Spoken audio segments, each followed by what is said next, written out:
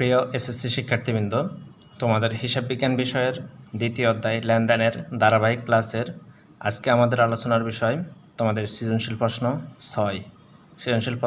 6 নিয়ে আজকে আমরা আলোচনা করব। দেখো, সাকিব আল হাসান 2017 সালের জানুয়ারি তারিখে নগদ 15 লক্ষ টাকা এবং ব্যাংক জমা 7,20,000 টাকা নিয়ে সাকিব আল হাসান নামে একটি রেস্টুরেন্ট চালু করেন। উক্ত মাসে তার রেস্টুরেন্টের সংগঠিত লেনদেনগুলো নিম্নরূপ: জানুয়ারি 5 তারিখ গ্রাহকদের সেবা প্রদান করছে। জানুয়ারি 9 তারিখ চেকের মাধ্যমে মাসিক ভাড়া প্রদান করছে 40,000 টাকা। জানুয়ারি 11 তারিখ বিজ্ঞাপন বাবদ পরিশোধ করছে 12,000 টাকা। বিজ্ঞাপন বুঝো, মানে প্রচারণা করছে আর কি। জানুয়ারি 21 তারিখে ধারে অফিস সাপ্লাইজ ক্রয় করছে 17,000 টাকা।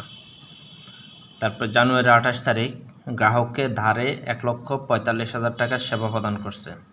এটাকে হচ্ছে নগদে দিচ্ছে, আর এটা এই সেবাটা দিচ্ছে হচ্ছে ধারে, মানে বাকি পাবে 1,75,000।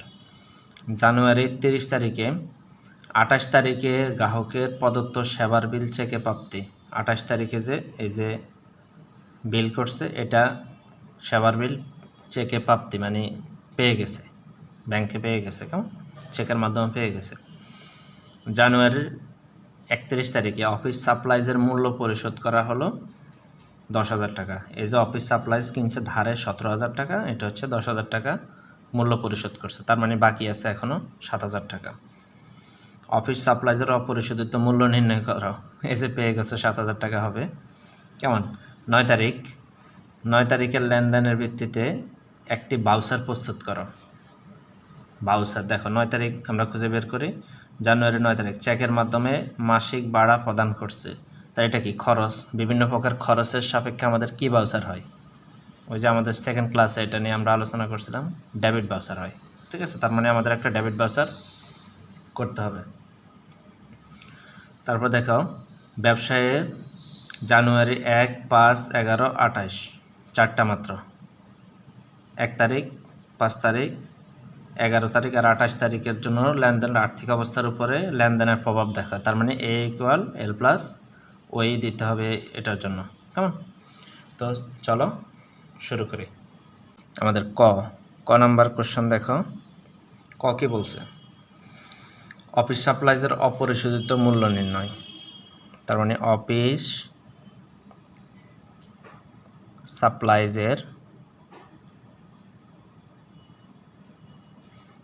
অপরিশোধিত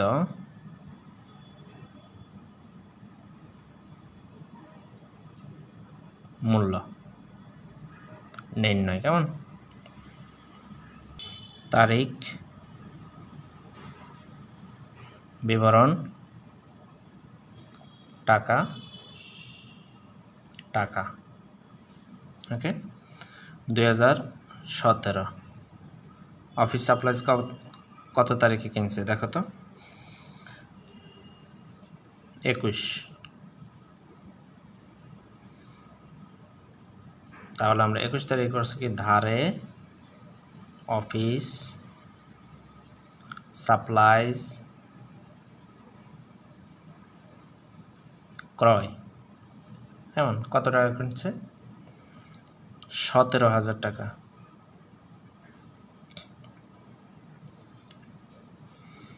তাহলে অপরিশোধিত বের করতে বলছে। এই অফিস সাপ্লাইয়ের সাথে জড়িত আর কে আছে?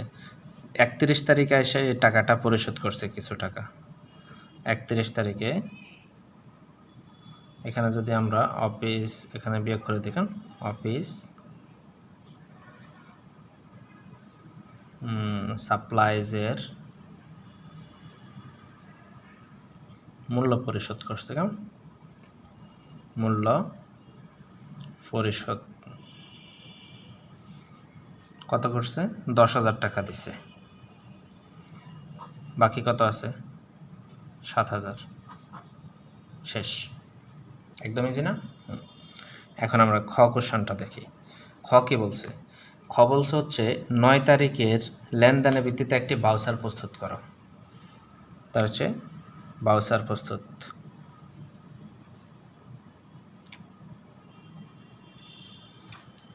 কি বাউচার হবে? বলো তো?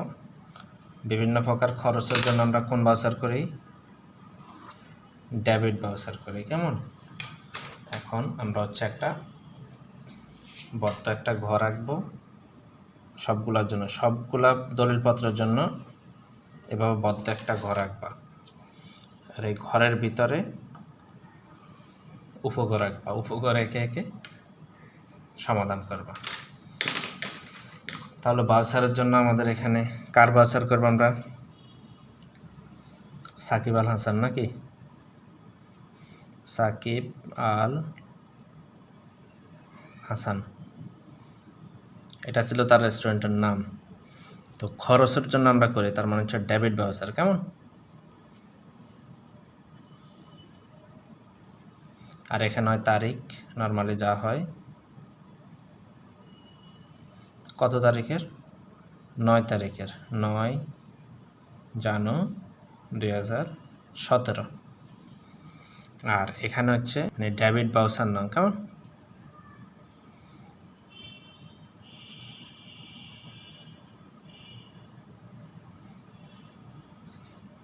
আর এখানে কে? হিসাব খাতের নাম, মানে হিসাব খাত, কোন খাতে আমি খরচ করছি। কেমন? আর হচ্ছে এই তো এখন এটার ভিতরে হচ্ছে একটা খরচের যে অ্যামাউন্টটা, সেটার জন্য হচ্ছে একটা সফটওয়্যার বা বিবরণ, নর্মালি যেটা হয় আর কি, ক্রমিক বিবরণ টাকা। কেমন?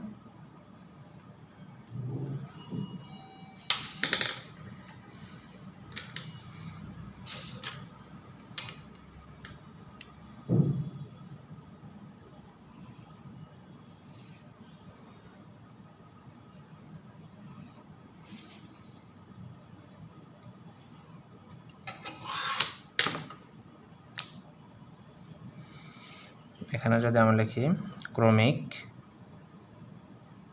বিবরণ টাকা, দুইটা লেখার দরকার ছিল না, একটা যেহেতু একটা লিখলে হইতো। আচ্ছা, তারপর লিখলাম ক্রমিক 1 কি করছে? ভাড়া প্রদান করছে নাকি? খরচটা কি? ভাড়া প্রদান। এটা তোমরা তো বাউচার সম্পর্কে জানার কথা, ছেলেরা যারা আছো, খুব ইজি। বাউচার মানে হচ্ছে কি, কোনো একটা খরচ করছি সেটার জন্য আমাকে বাউচার দিতে হচ্ছে।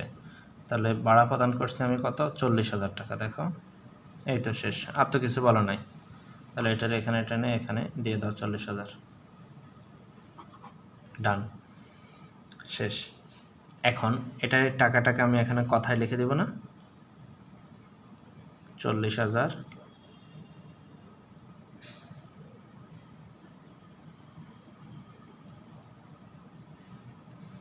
টাকা মাত্র। ঠিক আছে? আর এখানে বাজারে কয়জনের স্বাক্ষর লাগে জানো? 4 জনের। ক্যাশিয়ার, এখানে হিসাবরক্ষক,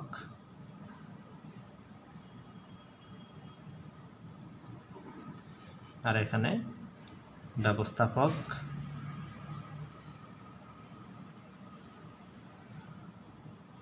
আর এখানে হচ্ছে গ্রহীতা।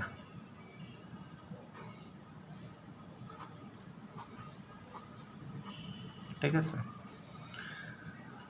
তুমি এখানে যদি তোমার হাতে সময় থাকে বসে বসে স্বাক্ষর এগুলো দিবা না, দরকার নাই। এই তো শেষ আমাদের মানে কাজ এখানে শেষ। আমাদের সব কিছু ঠিকঠাক আছে। এই যে একটা জিনিস আমাদের এখানে মিস হয়েছে, দেখো, হিসাব খাত। কোন হিসাব খাত আমরা এটা খরচ করছিলাম? মানে ভাড়া খাতে তো নাকি? এখানে যেমন ভাড়া হিসাব খাত ছিল হচ্ছে ভাড়া খরচ বা ভাড়া প্রদান, লিখে দিতে পারো, না লিখে অন্যান্য দিতে পারো, সমস্যা নেই। আচ্ছা, এই তো শেষ। আর কোনো কোশ্চেন আছে এটা নিয়ে? যদি কোশ্চেন থাকে কমেন্ট করবা। নেক্সট গ কি বলছে দেখো। গ বলছে ব্যবসায়ের জানুয়ারি 1, 5, 11 ও 28 তারিখের লেনদেনের জন্য আর্থিক অবস্থার উপরে লেনদেনের প্রভাব। তার মানে কি, হিসাব সমীকরণের উপরে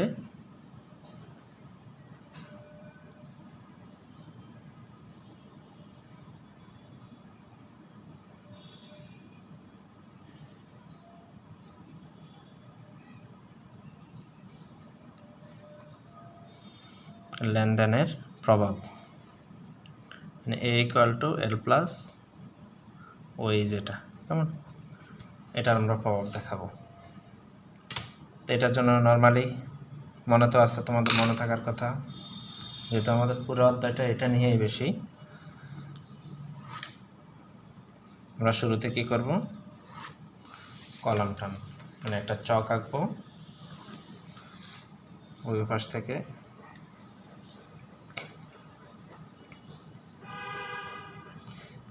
তারিখের কলামটা নিলাম, বাকিগুলো আমরা খুঁজে খুঁজে এখন বের করব। কয় তারিখ বলছে দেখো, 1 তারিখ বলছে, তাহলে 1 তারিখ আমরা দেখি। 1 তারিখে আছে হচ্ছে নগদ 15 লক্ষ টাকা, তার মানে নগদ নামে একটা কলাম হবে। ব্যাংক জমা আছে 7,20,000, সরি ব্যাংক, কেমন, এই দুইটা নিয়ে হচ্ছে ব্যবসা শুরু করছে, তার মানে এই দুইটার বিনিময়ে কি আসবে, মালিকানা সত্ত্ব। ক্লিয়ার? তারপরে দেখো 5 তারিখ বলছে গ্রাহকদের সেবা প্রদান করছে, তার মানে এটা সেবা আয়, এটা মালিকানা সত্ত্বের উপরে প্রভাব ফেলবে। যদি নগদের টাকা ইনকাম হয়, নগদের উপরে আসবে নাকি। তারপর বলছে 11 তারিখ, 9 তারিখ বলে না, 11 তারিখ বলছে বিজ্ঞাপন বাবদ পরিশোধ করা হলো, মানে বিজ্ঞাপন একটা খরচ, তা খরচ কিসের উপরে পড়ে, মালিকানা সত্ত্বের উপরে, তার মানে মালিকানা সত্ত্ব নামে আর আনা লাগছে না, আর খরচটা নগদ টাকায় চলে গেলে নগদের উপরে, ঠিক আছে। তারপর হচ্ছে 11 পরে হচ্ছে 28, গ্রাহককে ধারে এত টাকা সেবা প্রদান করছে। দেখো ধারে যখন সেবা প্রদান করে তখন কি হয়, এটা প্রতিষ্ঠানের জন্য, আমরা কাউকে যদি সেবা দিই, মানে কারো কাছ থেকে কাউকে যদি কোনো প্রকার সেবা বা পণ্য বিক্রি করি, এই তো আমরা ভবিষ্যতে টাকাটা পাবো, তার মানে এটা কি আমাদের জন্য দেনাদার বা প্রাপ্য হিসাব। আচ্ছা নতুনভাবে তোমাদের জন্য লিখিয়েছে প্রাপ্য, তাহলে মনে থাকবে প্রাপ্য মানে কি, আমি পাবো। দেনাদারের অপর নাম হচ্ছে প্রাপ্য হিসাব, কেমন, আর পাওনাদারের অপর নাম হচ্ছে প্রদেয় হিসাব, প্রাপ্য দিয়ে তোমাদেরকে লেখাই। আচ্ছা তাহলে এই তো, আর তো কিছু নাই, আমাদের তো এই 4টাই করতে বলছে। তাহলে আমরা কি করব, পূর্বের ন্যায় যদি এখান দিয়ে একটা ইকুয়াল সাইন দিয়ে আমরা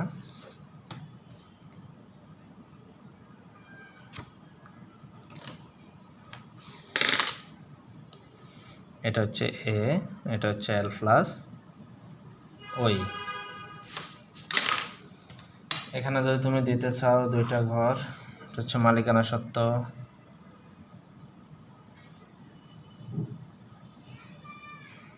আর এটা হচ্ছে দায়। আচ্ছা দায় তো আমাদের নাই, লিখে ফেলছি, সেটা তুমি দিতে পারো, অসুবিধা নাই, তবে এটা বোঝানোর জন্য যে এখানে দায় আছে আর মালিকানা সত্ত্ব আছে। আর এখানে হচ্ছে তোমার একটা হচ্ছে প্রাপ্য হিসাব, ব্যাংক হিসাব, আর হচ্ছে নগদ, এই তো। এটা হচ্ছে তারিখ,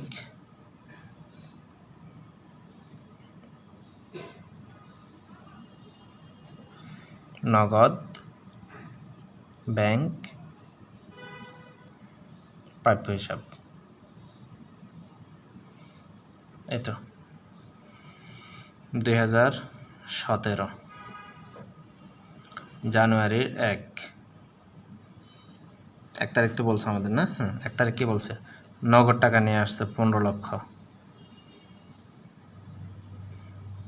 ব্যাংক জমা নিয়ে আসছে 7,20,000, অর্থাৎ ব্যাংকে টাকা জমা রাখছে, এই টাকাটা ব্যবসায়ের পক্ষ থেকে, ঠিক আছে। এই দুইটা জিনিস নিয়ে আসছে, আর কিছু আনে নাই, তাহলে এই দুইটা মিলাই তো আমাদের কি হবে, মালিকানা সত্ত্ব হবে না, 7 5 12, মানে 22,20,000 নাকি, 22,20,000 টাকা মালিকানা সত্ত্ব। জানুয়ারির 5 তারিখ গ্রাহকদের সেবা প্রদান করছে, বলতো গ্রাহকদের সেবা প্রদান করলে টাকা আসে না যায়, আসে, 75,000 টাকা গ্রাহকদের সেবা প্রদান করছে, 75,000 টাকা আসছে, তাহলে গ্রাহকদের সেবা প্রদান করলে এটা আমাদের জন্য আয় কী করে, মালিকানা সত্ত্বকে প্রভাবিত করে, তার মানে 75,000 টাকা মালিকানা সত্ত্বতে বাড়বে, কেমন।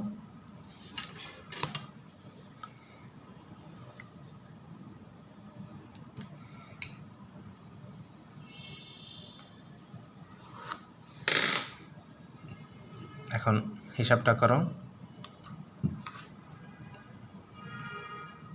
22,95,000। এখানে কত 7,20,000, এখানে হচ্ছে 15,75,000। তারপরে কত তারিখ বলছে? 11 তারিখ বলছে। 11 তারিখে কী বলছে দেখো, বিজ্ঞাপন বাবদ পরিশোধ করা হলো 12,000 টাকা। 12,000 টাকা বিজ্ঞাপন একটা খরচ, তাহলে কোথায় থেকে যাবে? আমাদের মালিকানা সত্ত্ব থেকে বাদ যাবে 12,000। খরচ হয়ে গেছে না? যে সময় আয় হয়েছে কি হয়েছে? টাকা আসছে, আর ব্যয় হয়েছে মানে খরচ, মানে চলে যাবে। টাকাটা আমরা নগদে পে করছি, এর জন্য 12,000 টাকা নগদ টাকা থেকে চলে যাবে। ঠিক আছে, যদি বলতো যে ব্যাংকে পে করছে তাহলে ব্যাংক থেকে বিয়োগ দিতাম। ঠিক আছে, যদি বলছে বাকি রাখছে তাহলে ওই পদে হিসাবে মানে দায় হিসাবে বসায় দিতাম। ক্লিয়ার?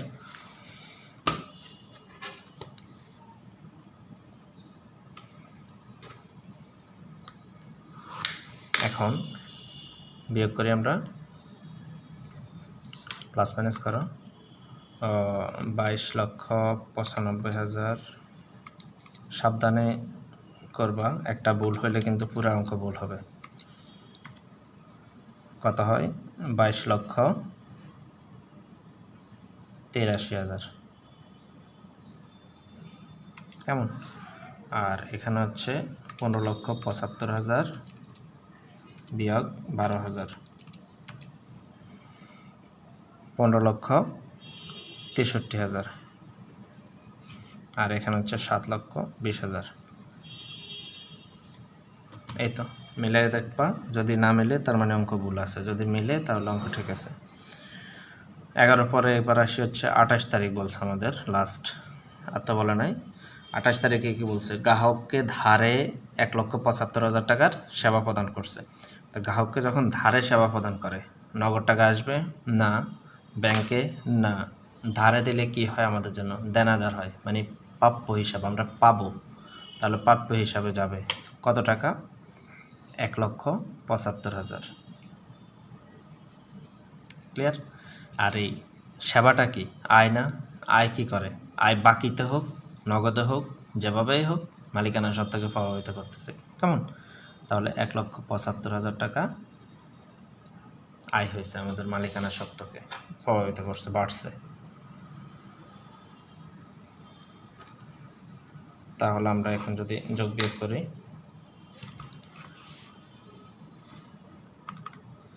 22,83,000 প্লাস 1,75,000,